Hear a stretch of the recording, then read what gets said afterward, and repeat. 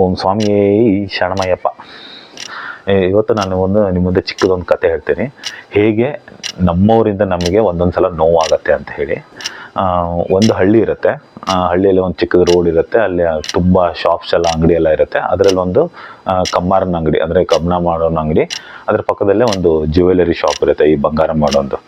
So ಈ ಕಬ್ಬಣದ ಅಂಗಡಿಯಿಂದ ಯಾವಾಗಲೂ ಸೌಂಡ್ ಬರ್ತಾ ಇರುತ್ತೆ, ಕಟ ಕಟ ಕಟ ಕಟಿ ಅಂತ ಸೌಂಡ್ ಬರ್ತಾ ಇರುತ್ತೆ. ಬಟ್ ಈ ಬಂಗಾರದ ಅಂಗಡಿಯಿಂದ ಏನೂ ಸೌಂಡೇ ಬರ್ತಾ ಇರಲ್ಲ. ಸೊ ಹಾಗಾಗಿ ಒಂದಿನ ಏನಾಗುತ್ತೆ ಅಂತಂದರೆ, ಬಂಗಾರದ ಅಂಗಡಿಯಿಂದ ಒಂದು ಚಿಕ್ಕದಾದ ಬಂಗಾರ ತುಣುಕು ಹಾರೋಗಿ ಈ ಕಬ್ಬಣದ ಅಂಗಡಿ ಒಳಗೆ ಬೀಳುತ್ತೆ. ಅಲ್ಲೊಂದು ಕಬ್ಬಣ ತುಣುಕಿರುತ್ತೆ, ಅದ್ರ ಪಕ್ಕ ಬೀಳುತ್ತೆ.